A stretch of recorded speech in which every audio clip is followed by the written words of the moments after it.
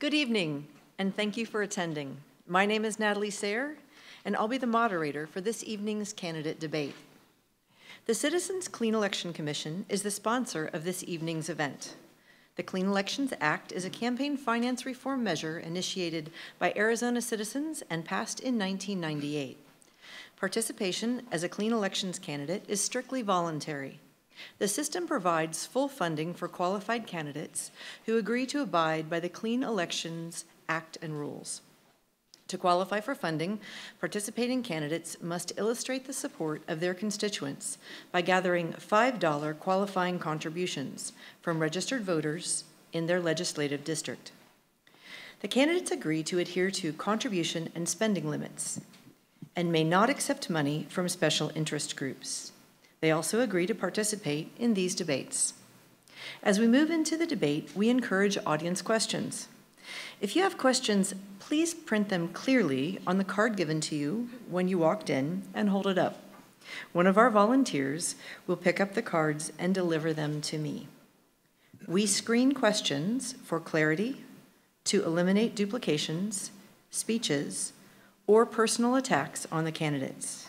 If you need another card, just raise your hand. There is an independent timer who will see that all candidates have equal time to answer questions and will tell them when their time is up. Our format this evening will be opening statements, 2 minutes. A quick lightning round, 2 minutes to answer general questions, 2 minutes to answer candidate-to-candidate questions, and closing statements, 2 minutes. We ask that you remain polite to all of the candidates and give them a fair and uninterrupted hearing, no matter how strongly you may agree or disagree with anything being said. This means no applause, outburst, or cheers, except now as we introduce the candidates. Mr. Scott Bartle, candidate for State Senate, District 11, Republican. Mr. Steve Smith, candidate for State Senate, District 11, Republican. Mr. Mark Fincham, candidate for State Representative, District 11, participating in clean elections, Republican. Ms. Jo Grant, candidate for State Representative, District 11, Republican. And Mr. Vendon Vince Leach, candidate for State Representative, Republican, District 11.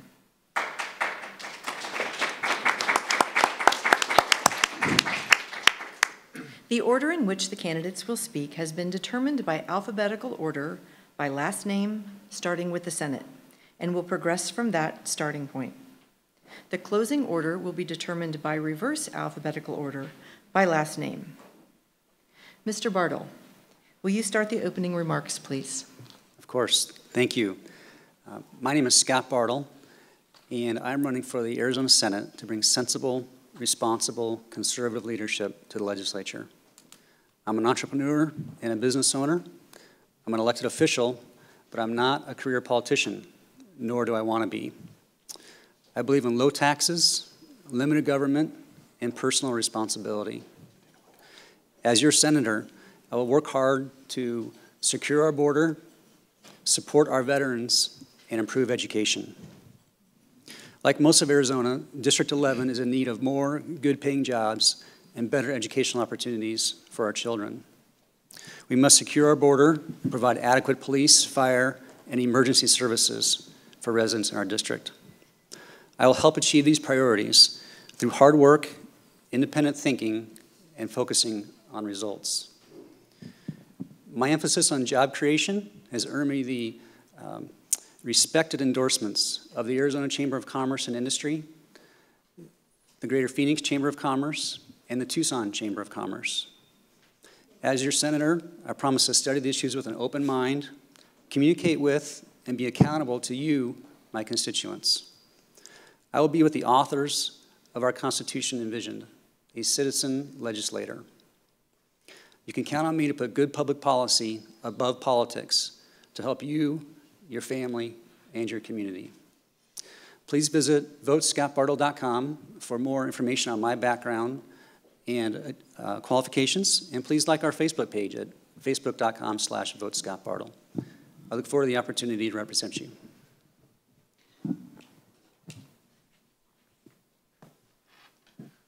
Mr. Smith. Thank you, and of course, thank you to Clean Elections for hosting this debate. Thank you of all of you for being here, and all those that will visit this and hopefully watch it online.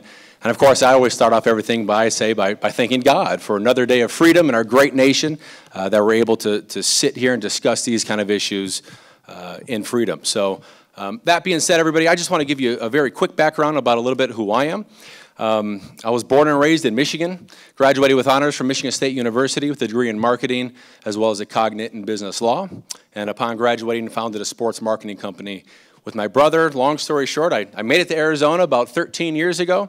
And currently I'm a director of a talent agency, which is slightly different job than what I do with my other job. And my other job is serving you, the people.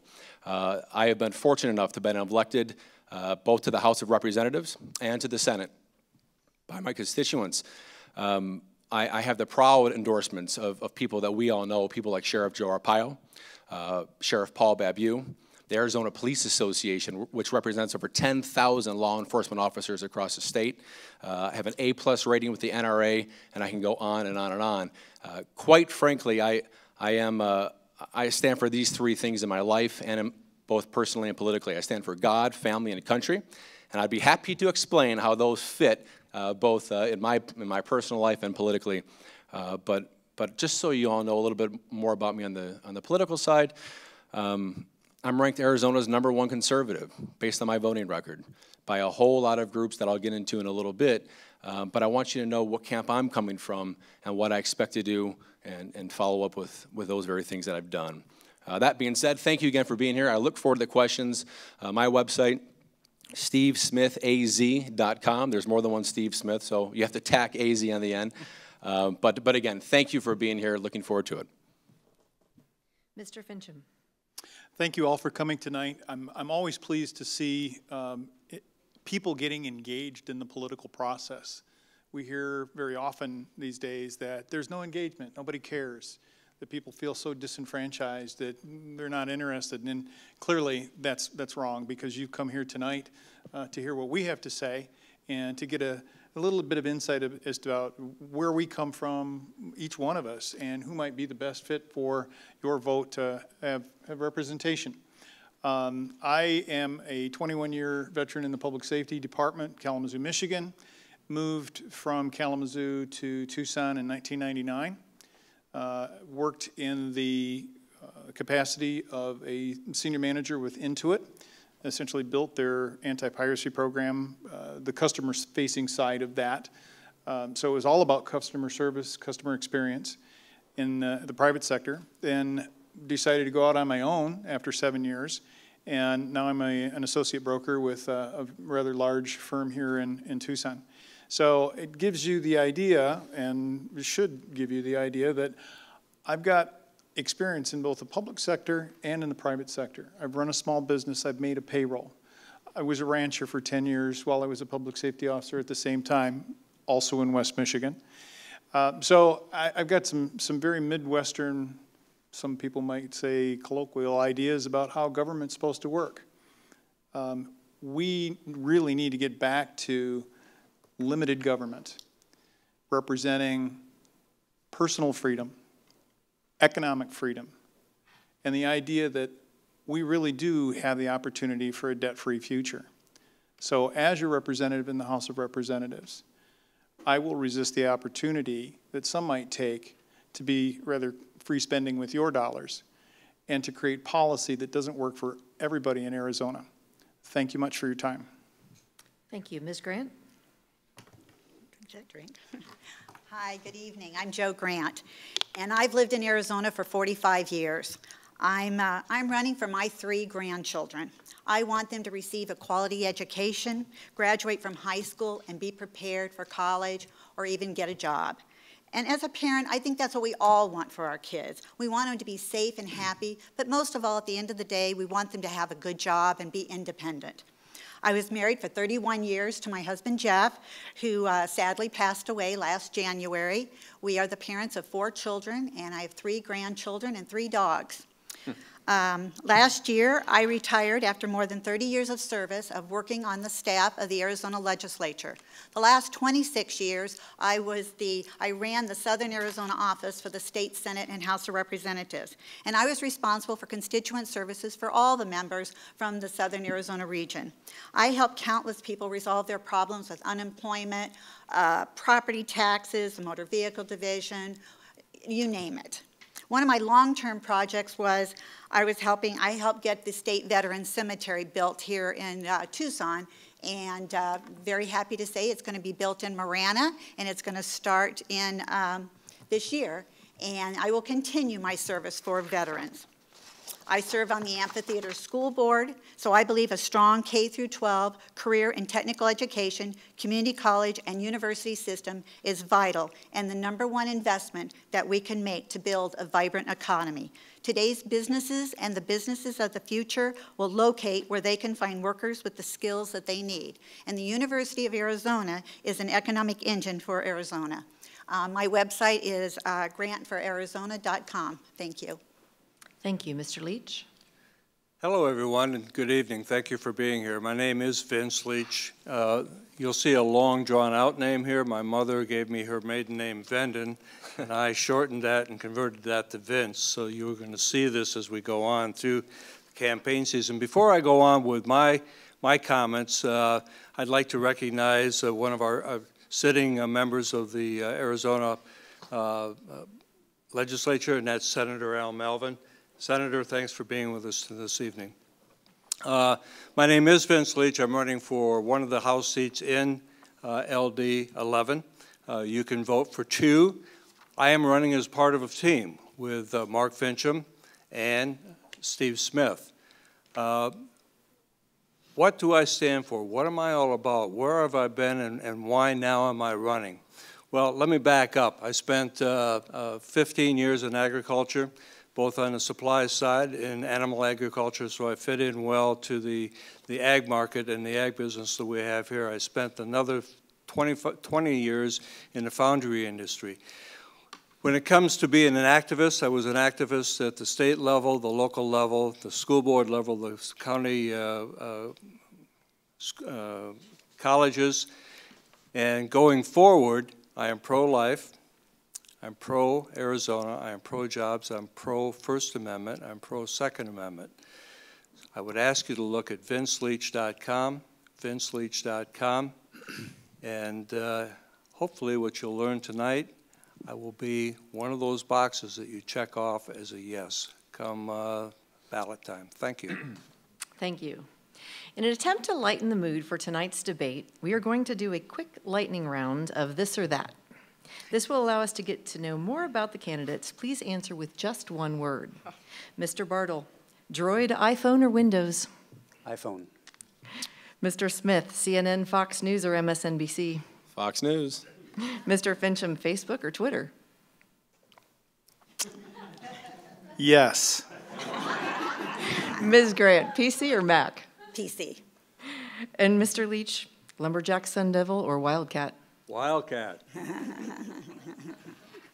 Thank you so much. Now let's move on to our debate questions. Mr. Bartle, please identify what you consider to be the most pressing issue in your district and how you will address it if elected.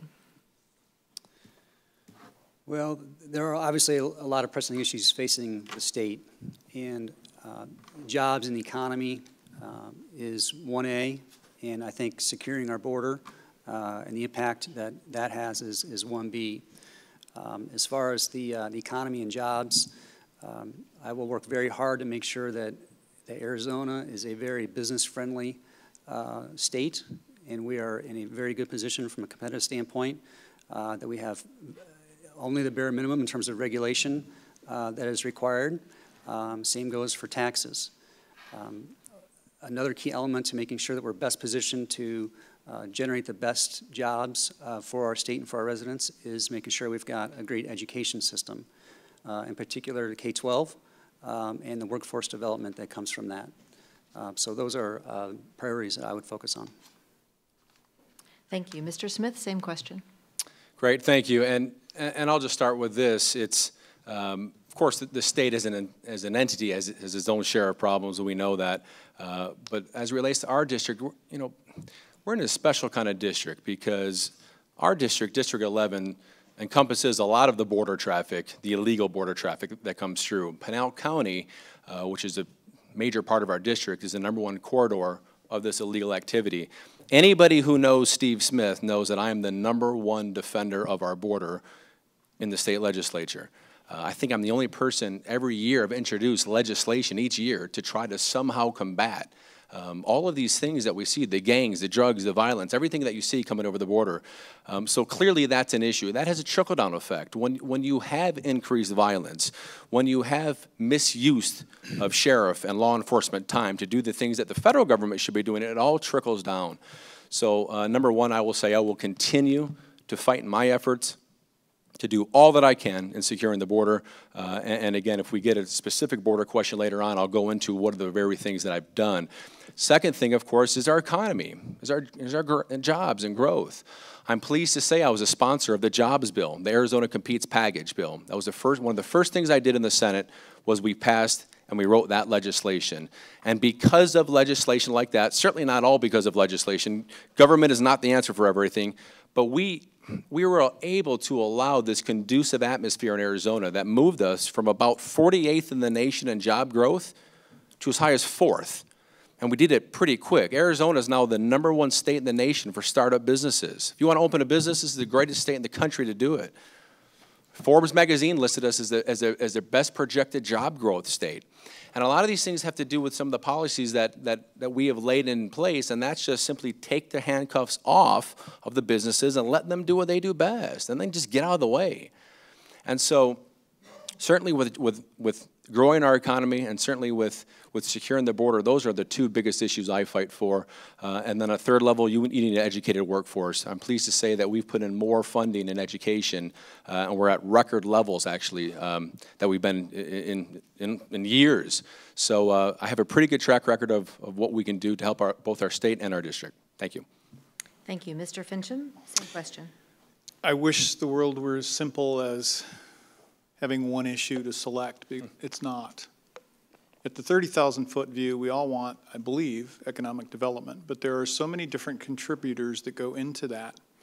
One, and because I'm a realtor, I have a front row seat listening to the individuals who are being recruited to come to Southern Arizona. And when I hear them tell me, I'm not so sure about this school district, I'm not so sure my company really wants to stay here. And by the way, these are individuals who are bringing companies here. So what is your state's issue with border security? Why is it that there are so many problems? So when we start to dig down and peel, if you will, to use a metaphor, the layers of the onion away from economic development, it's about HERF sweeps. It's about roads that are falling apart in Pima County District 1. It's about education that seems to have lost its way. We've got teachers now who are acting more like social workers than they are teachers. They're being asked to parent kids as opposed to teach kids. We've got a situation when it comes to water. Is it more important to grow food or to build houses that aren't even in the same area as the water? And I'm talking specifically about Pinal County and in the Marana area. We have a very robust economy in agriculture in the state of Arizona. And when we start robbing from Peter to pay Paul, it's a bit like trying to cut steaks off a cow you're trying to milk. It doesn't work so well. So as we move forward, I believe that at a very high level, economic opportunity, if you will, has to be built with the pillars of education, with fair dealing on land and water issues, with having the resolute behavior to not take money from one place to pay for something else. Thank you. Ms. Grant, same question. Well, it all ties together, and I think you're going to hear a common thread here, but it all comes together. You know, it's education, jobs, transportation. I mean, companies want to come and they want to make sure they have a trained and educated workforce. So that so that they're not having to train their employees when they get the job. Plus, when they're here, where are their kids going to go to school? Plus, where are their employees if they want continuing education? So we have to support our universities as well. When I talk about education, I'm talking about we have to have a strong K through 12, a career and technical education system, community colleges, and the university. The universities are the synergy, I believe, for our economic development. And we have in Oro Valley, we have the whole Ventana Medical and the Bioscience and Technology. And they are partnering with the University of Arizona. And we have to be able to figure out ways to get the technology from the university and their research into the private sector and make it much easier. Those are the high-paying jobs. The retail jobs are going to come on the heels of our high-paying jobs. And when I say retail, I'm talking about the restaurants, the dry cleaners, all of those things will come along with it. And then, of course, transportation. Can we move our product? Can we get our product across the line? So we need to work on widening I-10. We need to get I-11 down here. We got to get the Picacho Peak switching yard going, so that those are all jobs that we need in order to get our economy going, because they need a safe and efficient transportation corridor. Thank you. I think my time was up. Thank you. Mr. Leach? Jobs, very simply jobs. And we could talk about building this and building that and building this foundation and doing all the different things. We have jobs. We have jobs that in the vernacular are shovel ready. We have Red Rock. 5 years it's taken with all the blockages that we have had blocking that business. Union Pacific Railroad has a check laying on the desk made out for $50 million that they want to give the state of Arizona that would go to state lands. That state land money goes in primarily to K-12. They want to write that check. We have been roadblocked and roadblocked. We have one of the largest copper deposits right south of here, Rosemont. Those jobs are well-paying jobs. Those jobs down there will be paying on average in the high 80s, low 90s. Jobs. We have Resolution Mine up at Superior that's set to go. All we need to do is get the roadblocks out of the way. We need to open up our timber industry and take our timber industry back. Those jobs are there. So we can talk about building all this and building all that. The jobs are there. We need to get government out of the way and let people go to work, okay, and not make barriers to entry into different businesses so cumbersome by the government, be it local or the feds or the state, that you can't get jobs going. And jobs are important from an educational standpoint. You can have the best teachers in the world, but if you send kids from homes that haven't had sufficient training, sufficient vocabulary usage in their early life, when you send them to school and then you say, Tommy, you need to get this child up to reading skill by 3rd grade. I don't care. You can be as good as gold, but you're going to fight versus a child. And my time is up. Thank you. Thank you. Mr. Smith, do you support or oppose Common Core, and what are your reasons for your position? Great question. And I think this is the first question that you'll start to see a difference between my opponent and I. I voted against every Common Core bill that has come forward in the legislature. And here's why, quite simply. You know, the first thing they said to us was, when they had this idea of, hey, let's put out this bill and it's going to solve all of our education problems, I said, could you tell me the fiscal note on that bill, please? In other words, how much is it going to cost Arizona? You know what the answer was? Unknown. That's what it came back as. And yet so many people were so fast to pass the new best great thing. Every few years in education, here's what we hear, right? Race to the top and no child left behind. Then it's this program. Then it's and they all seem to be on the same road to mediocrity. It's the same thing, just shuffled names, and now we're going to do this and this and this. And Common Core is another one of those things. I relate Common Core to education as Obamacare is to health care. It is your classic, government's going to step in and fix it, one size fits all, we're going to put your child in this box, and here's how we're going to learn by way of some mysterious federal mandate. I adamantly oppose that. Adamantly oppose it. I think it's best served locally to the parents and the teachers of a district. Education is. These are the people that needed to find out what's best for their and my children, not people 33,000 miles away in Washington, D.C. who's just passing another bill. So I am vehemently against it. My opponent has spoken out for it. And that's, I think, one of the first differences you'll see in this race. And I will continue to vote against it. Thank you. Same question, Mr. Fincham. I'm a constitutionalist, and that means that I put a lot of weight into this document. The 10th Amendment does not say anything in the enumerated powers for the federal government to address education. And my teammate, Mr. Smith, has said it rather eloquently. Governance and education that is the closest to the people is what the people want. I'll ask the question, what do Mary Phelan, governor of Oklahoma, Bobby Jindal, the governor of Louisiana, and Mike Pence, the governor of Indiana, have in common? Each one of them have killed Common Core. Now, are we to believe that they're ignorant and they don't know what they're doing? Because a lot of money and a lot of expense, a lot of energy has gone into bringing this into their state. I believe what we see is governors who are enlightened enough to realize that they were asked to accept Common Core sight unseen. It hadn't been written yet.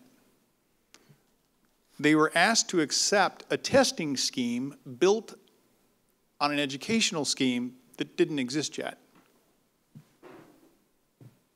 They had to agree to a longitudinal data collection system that, by Arnie Duncan, federal guy, by his own admission, now is so lax that it is tracking information that heretofore, as a parent, I would have gone to jail to protect my child's privacy. Now it's an open book. And then all of this is tied to teacher evaluations. I'm very disturbed when I go back to the idea that teachers are being asked to parent. There's something wrong with that equation.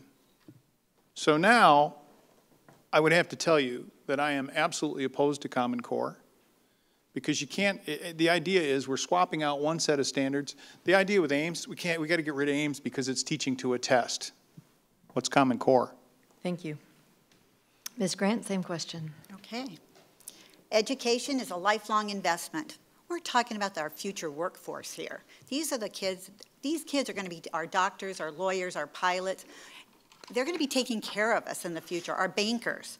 I support higher standards. Our businesses, I've been talking to businesses, and they support higher standards for our students. For the K through 12, these standards define what we expect our students to know and understand by graduation. The State Department of Education has given us the what. The school boards, they do the curriculum along with our principals and our teachers at the local schools to select the curriculum. The teachers implement them, so that's the how. Our students are being challenged to be prepared for the future.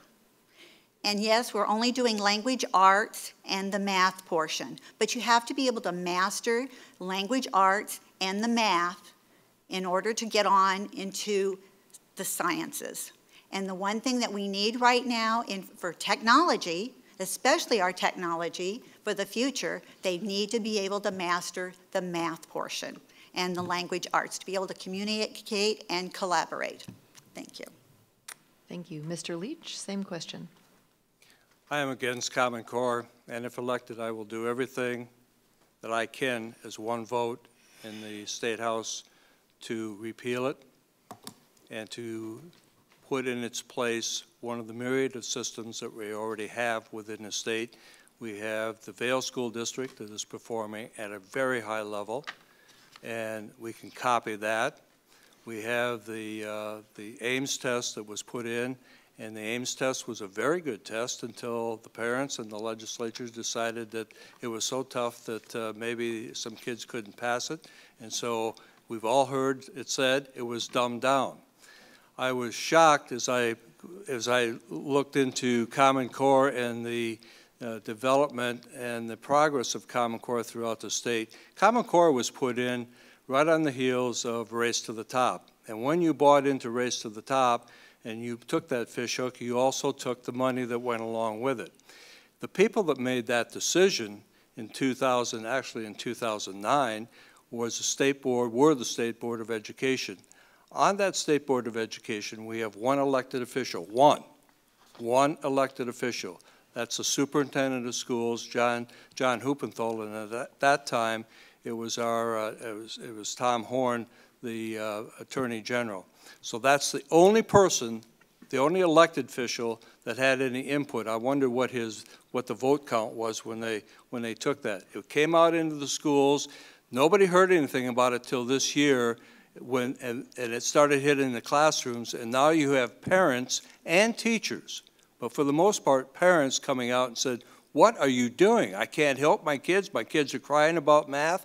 It takes me 15 steps to go through 90 divided by 18. I've got examples right here. It is absolutely crazy." Somebody said, "Have you read the standards?" You always get that. Have you read the standards? I did. I challenge you to read 4th grade English standards. You won't understand them. Thank you. Thank you. Mr. Bartle, same question. Thank you. First, a point of clarification, and that is Mr. Smith recently voted to spend millions of dollars of taxpayer funds for professional development for Common Core. But I think there are some things that certainly that we agree on. I too am adamantly opposed to federal mandates. I too am a strong supporter of local control.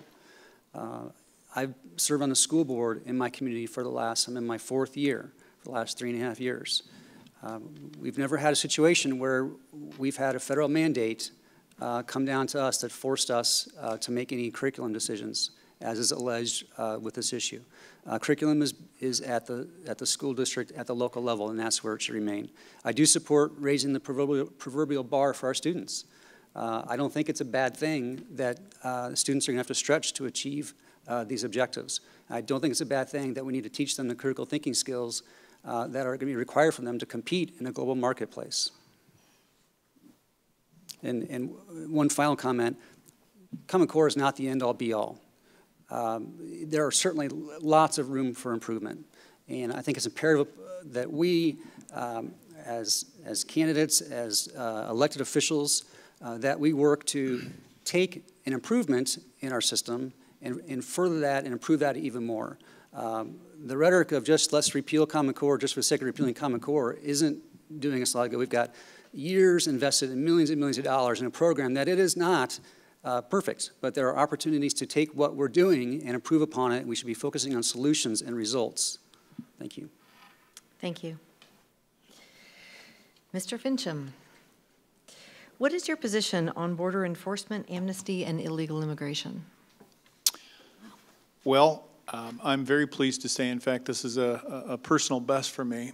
After being endorsed by Sheriff Joe Arpaio and Sheriff Paul Babu regarding my views on border security, I'd like to say that I think I have a pretty strong affirmative there, that I believe that we need much stronger border security enforcement. In the absence of federal enforcement, as Representative Smith spoke about earlier, we've got sheriffs that are doing Border Patrol duty. We've got sheriffs that are doing DEA duty. We've got sheriff's deputies. Sheriff Babu just took down, I think, 8 hilltop spotters. These are guys with long-range scopes, long-range rifles, guiding coyotes across our homeland. We have signs posted on our land cautioning us to not go someplace because you may be assaulted or killed. I have a serious problem with that. Illegal entry into the country and border security. So amnesty and this whole thing is lumped together, unfortunately, by the news media. They are very separate issues. We have, and the term has now come into the public spotlight, OTMs. We have people coming here from Romania, North Korea, Communist China, Syria, Afghanistan, Pakistan. who aren't coming here for a job or to pick tomatoes or to do that job that no American wants to do. They're coming here with very specific intent, and it is certainly not to experience the American dream. If we do not recognize that there is a threat coming across our border, we will see another 9/11, but it'll be much smaller, and it'll be in multiple locations. Thank you. Thank you. Ms. Grant, same question. Could you repeat the question, please? What is your position on border enforcement, amnesty, and illegal immigration? Well, you know, we all want a strong border, but the key is, you know, we need to work with our federal government and to get our border enforced. But it's not just at the border, because at the border, we want to make sure that the people crossing the border, the products that are crossing the border are legal products in their trucks and what have you, so that we can get that trade across the border. However, the illegal one, that's where we've got to work with our Border Patrol or our federal government to get the Border Patrol, but not necessarily all the way down at the border, but in our communities. I was at Red Rock this weekend, and I was hearing about how the concerns that they have about finding backpacks with drugs in them. So it's not just all the way down at the fence that we need help. We've got to start helping our sheriffs and our Border Patrol enforce this in our local communities, because there's children out there. So we want them to feel safe, but we have to make sure we do it properly.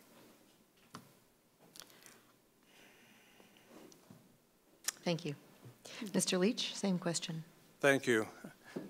Charles Krauthammer of Fox News, columnist, said something here about 5-6 months ago that stuck very quickly with me. He said there's a reason that they build fences. They work. And if you go back through history, and if you see the fences that have been erected through history, that's what he was making a point to, that they work. We have to stop it at the border. You cannot have busloads of anyone coming through the border and then pretend that you're going to catch up with it on the other end. Our team, our LD11 team, Steve Smith, Mark Fincham, and myself met with Sheriff Paul and Sheriff Joe, and we were fortunate to gain their endorsement in this election, because we talked about these processes and what has to happen and what happens in Pinal County with the listing posts and the outposts that Mark talked about. And this has been going on from Pinal County for a number of years. Amnesty, didn't we try that during the Reagan years? How did that work? You know, we need to figure out, there's a second part, there's two parts of amnesty. What do you do with those that are here? But you also have a labor issue where you have a certain segment of our commercial enterprises that are looking for that labor. Well, I know a certain person that used to say there is no reason in the world that these people should be coming across the border in the heat of the border, drinking, not with any water. They should be coming across in air-conditioned buses to take those jobs and to go back. If you're illegal, you're illegal. The law says it. States need to push this issue because the feds won't do it. We need to be at the leadership portion of this spearhead and push, push, push to get it fixed. Thank you. Thank you. Mr. Bartle? Thank you. Sheriff Babu's name's come up quite a bit as it relates to the endorsement process, and I just would like to note that Mr. Smith was fortunate to get Sheriff Babu's endorsement well before I was a candidate for this race. And if that is an issue that is a deal breaker for you as a voter, I encourage you to reach out to Sheriff Babu and find out if he thinks that I would be a good candidate for this position. First and foremost, we need to secure our border. It's been said time and time again. We need to provide all the pressure that we can to the federal government to do their job. Of course, they've proven time and time again that they're not going to do their job, in which case we have to take matters in our own hands. This issue obviously has a direct impact on us as Arizonans, especially here in our district. One of the ways that we can affect that change is to engage our National Guard to protect our border. There are also things that we can do to reduce the demand, reduce the incentive for folks to come to Arizona, to the United States. We need to ensure that folks who are here illegally don't get driver's license, for example. We need to ensure that they don't have benefits that our tax-paying residents are afforded.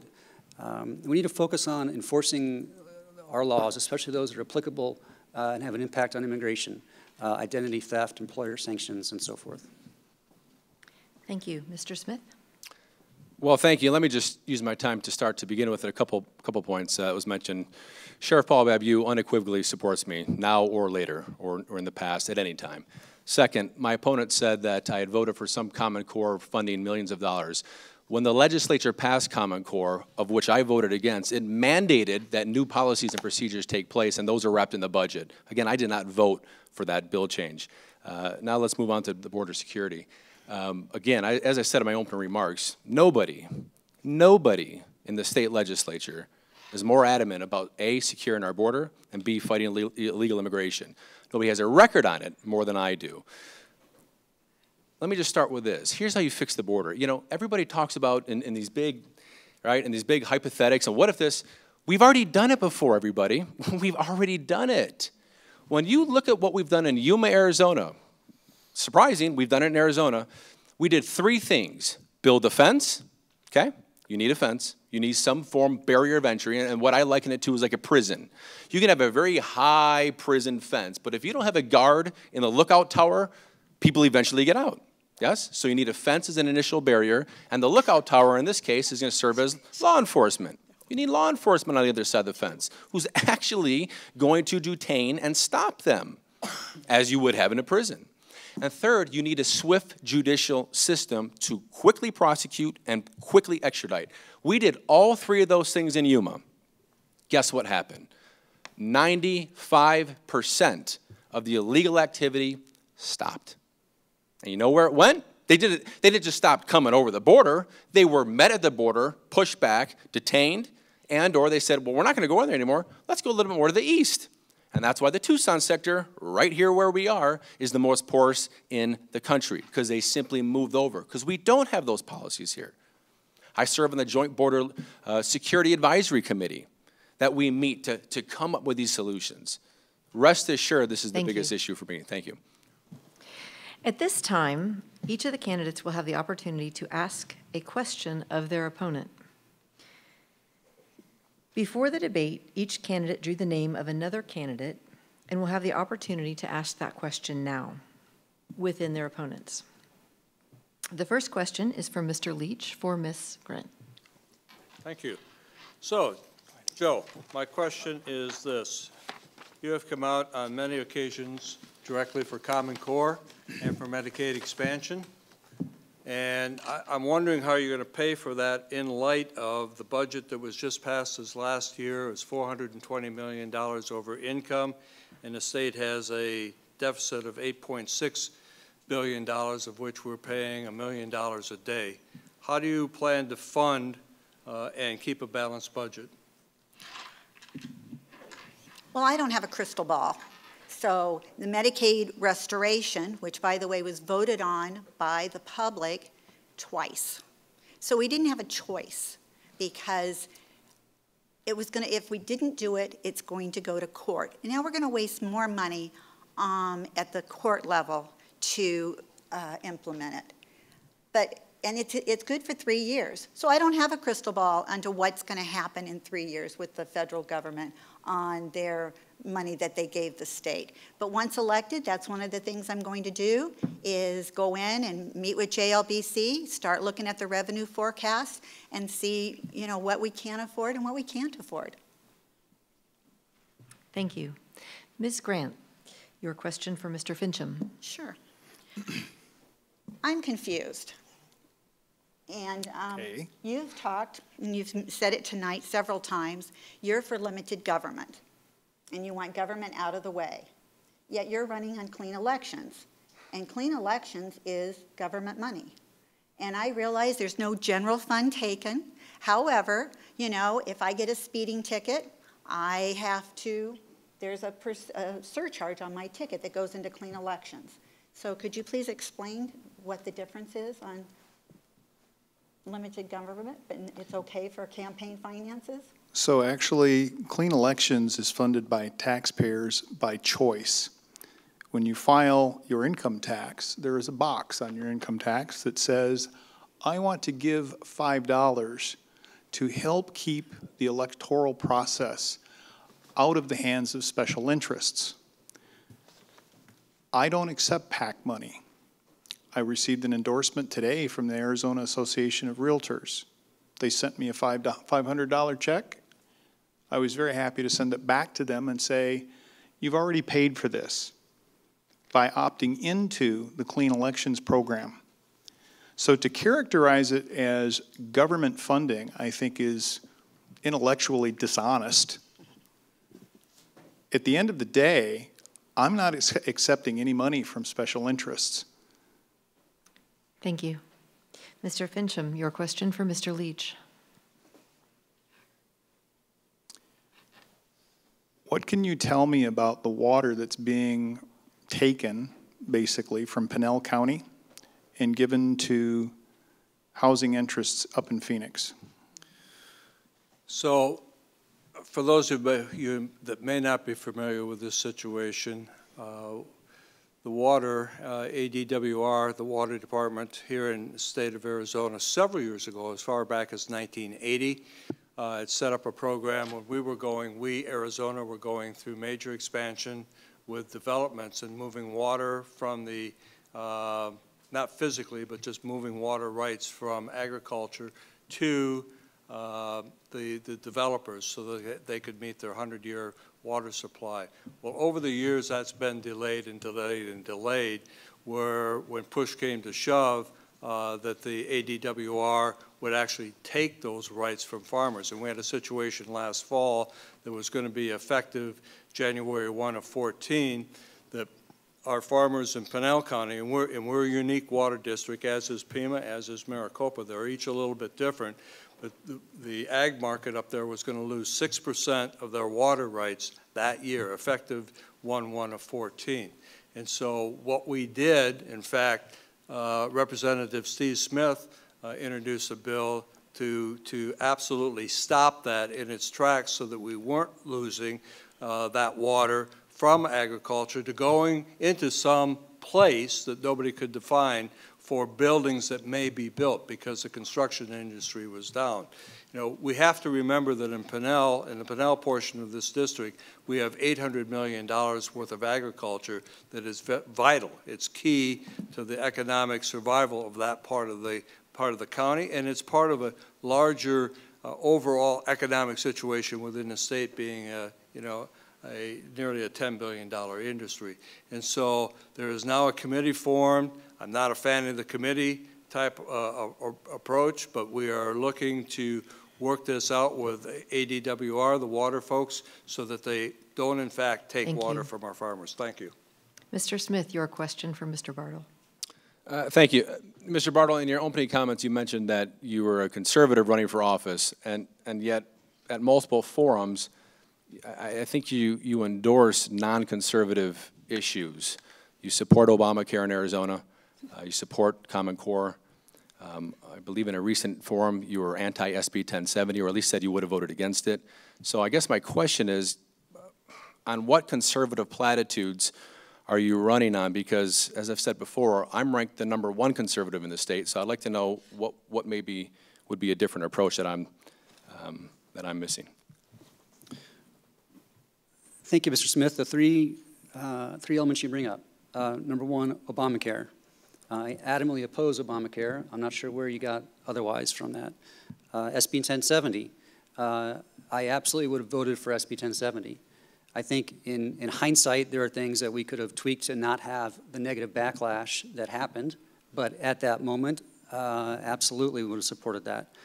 Common Core we've talked about. You cannot, I think it's disingenuous to say if someone supports education and children and workforce development and higher standards for kids, then that means they cannot also be a conservative. Can there be a quick clarification? Because I didn't say Obamacare is the federal Obamacare. Medicaid expansion in Arizona is widely known as Obamacare in Arizona. So if you don't, I'll just tame it down to that question. Why would you be in favor for the Medicaid expansion which is clearly a violation of conservative principles, which every Thank you. conservative voted against. Thank you. And it's referred to as Obamacare by you. The fact of the matter, it's not Obamacare. Several reasons why Medicaid restoration was a good idea. Ms. Grant referenced earlier the fact that it is our obligation to the voters who mandated that we provide that service. I'm a low taxes guy, and Medicaid restoration saves Arizona taxpayers about $500 million a year, which is real money in my book.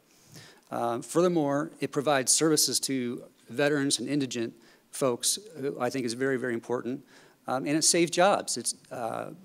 We've got rural hospitals that would be closing because of the uncompensated care issue, and I, for one, don't want to have to drive by a shuttered Casagrande Hospital, for example, and have to travel another 45 minutes to get to an emergency room if I have a heart issue, nor do I want any of my relatives to do that. So to save money, to fulfill our obligation to taxpayers, and to provide basic emergency services to our residents, that's why I was in favor of Medicaid restoration.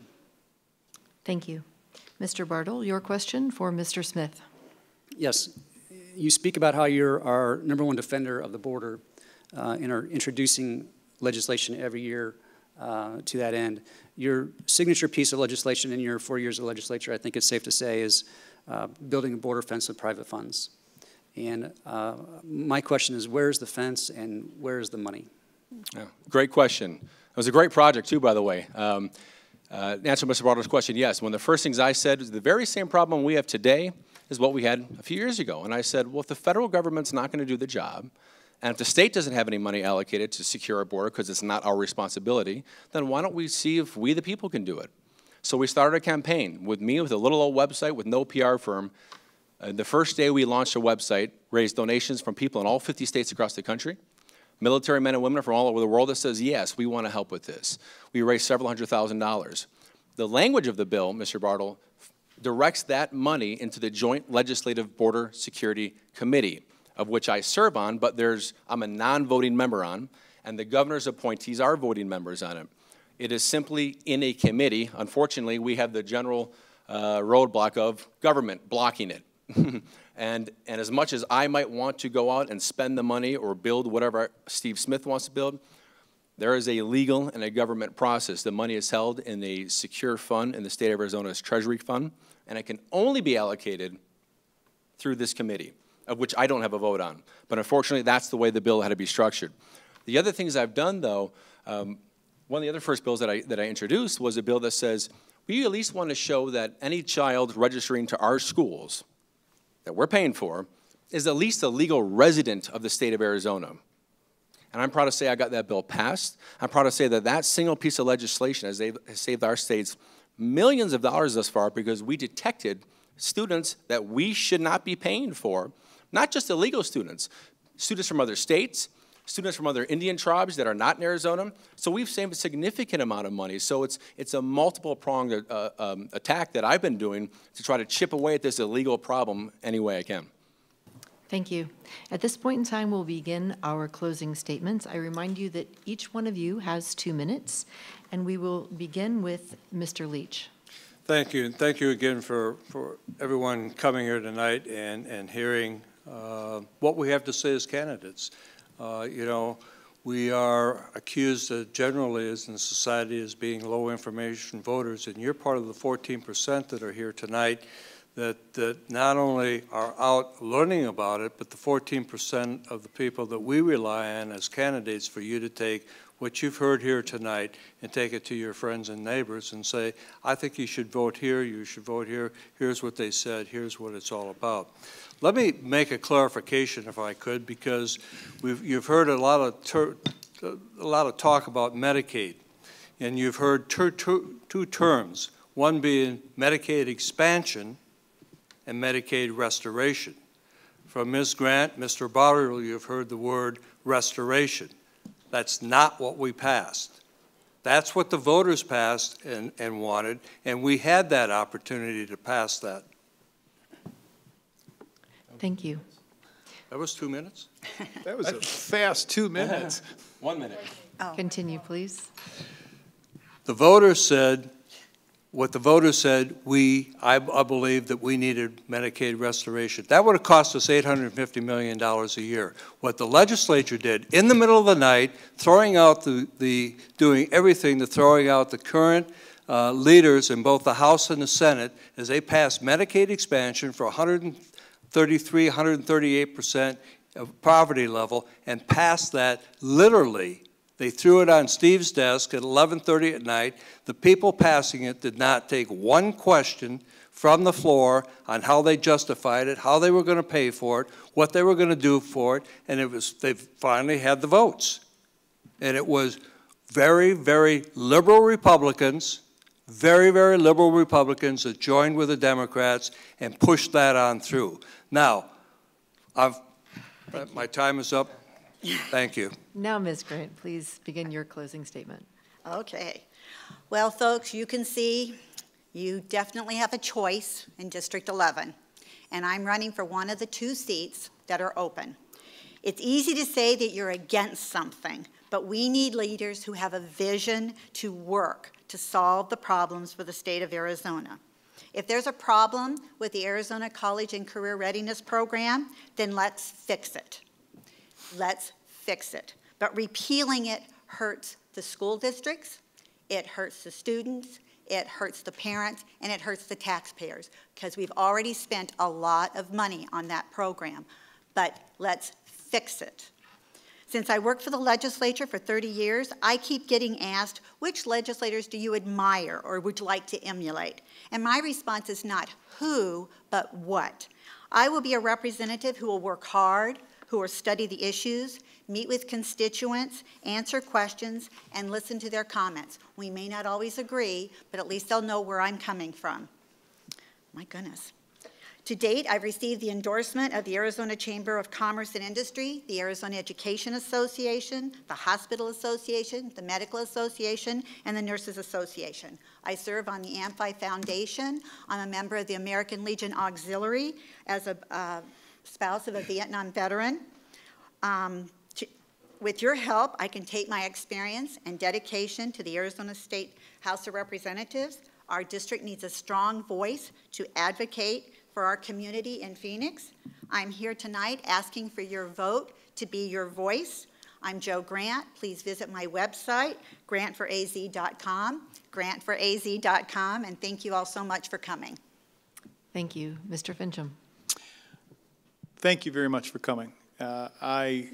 In my opening remarks, my hat is off to you for getting out of your house and coming down here to hear all of us talk about what we think we ought to be doing. I'm very proud to say that I'm a clean elections candidate and that I am not beholden to anybody with a checkbook. I am very pleased to say that I'm not beholden to any groups that would advocate for amnesty, that would advocate for cheap labor, that would advocate for things that, frankly, just aren't right. There are some solutions out there. One of them was actually implemented this past year, I believe a year and a half ago. The governor asked Arizona Department of Environmental Quality to do an experiment with Six Sigma. Six Sigma is something I'm very familiar with. That's a management principle. Some of you might know of Lean, Toyota. That's the system that they use to improve the consumer experience and to eliminate process defects. AZDEQ used it and reduced their cycle time from the time somebody requested a permit to the time it was granted. Customer experience, you, the customer, off the charts for an improvement. So I would hope that with that lead, the legislature would begin to look at how we leverage Six Sigma principles and process in order to find the money to improve education. I would also hope that our state would continue to pursue the work of the American Lands Council and the Council of Western States in getting the land that belongs to the state of Arizona, that the federal government has yet to give us after 102 years, put that into our possession so that it can become a material asset instead of a liability, so that we don't lose forests in mismanaged forest fire events. Thank you. And I'm out of time. Mr. Smith, your closing statement. Well, thank you, of course, all again for being here. And I always thank my wife at the end, too, because she's at home with our 4 small children. 4 children under the age of 6 can kind of rip your hair out sometimes. So my shout-out goes to her and all of you, of course, for being here. You know, Ms. Grant said it exactly right. You've got choices. This is the great thing about primaries. And, you know, and I think we're all friendly with each other. We're all Republicans, and at least on this panel. And so you do have a choice. You just have to decide what kind of leadership do you want? What do you want? And if you truly, truly say you want Reagan-type conservative leadership, I can forget what I can tell you. Look at how I've been scored by the top scorecards nationally. The Goldwater Institute ranks me as the #1 conservative in Arizona. The Open States Project, a national nonpartisan group, ranks me the #1 conservative in Arizona. The Arizona Conservative Coalition ranks me the #1 conservative in Arizona, right? But beyond the conservative, the reason you get these scores are what you do for, well, let's say the taxpayer. I'm named champion of the taxpayer, their highest designation by Americans for Prosperity. I'm named guardian of small business for my stance in protecting the small business owner. Not the big giant corporations, you know, the small business.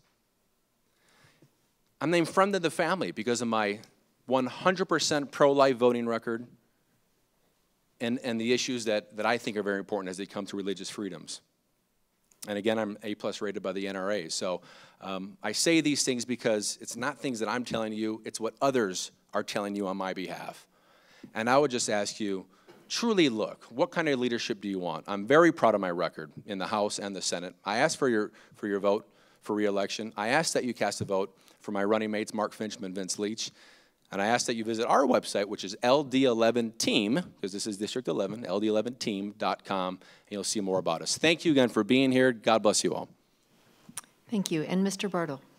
Thank you, and also thanks to everybody for being here and being engaged in this process, and appreciate the opportunity to speak with you. We have 2 conservative Republicans from which to choose, both of whom believe in God, family, and country, and both of whom believe in securing the borders, protecting taxpayers, supporting veterans, increasing job opportunities, and improving education. The race is not about the issues. We're in agreement on what the issues are. The difference is how we go about achieving solutions to them. For example, Mr. Smith, as we've talked about, says he's securing the border, but he took hundreds of thousands of dollars of private citizens' money to build a fence that will never exist. Mr. Smith says he's a champion of the taxpayer, but he sponsored legislation to give $250,000 of taxpayer money, our money, to a friend in the legislature for his recall campaign. Mr. Smith says he supports veterans, but he voted against funding the Veterans Department and opposed business tax credits for hiring veterans returning from war. Mr. Smith says he wants to grow jobs in our economy, but he championed an unnecessary social program that soiled Arizona's reputation and had a very negative impact on our economy. Mr. Smith says he wants to improve education, but he's repeatedly tried to cut funding from Arizona's public schools, of which 85% of our school children attend. Mr. Smith has had 4 years to make an impact on these important issues in our district. However well-intended, it hasn't happened. I agree with Mr. Smith. He was quoted as saying recently in a newspaper publication that says, "Don't believe what I say, look at what I've done." And I encourage you to do so. And it's not about introducing legislation, it's about passing meaningful legislation. Thank you. Thank you. We thank you so much for participating in our forum this evening. And we thank all of you who took the time to come to inform yourselves before voting. We encourage you to find out more about clean elections and the candidates running for office by visiting www.azcleanelections.gov. A video of this debate, as well as other clean elections debates, will be posted on that site within 72 hours of a scheduled debate. Thank you all for coming tonight.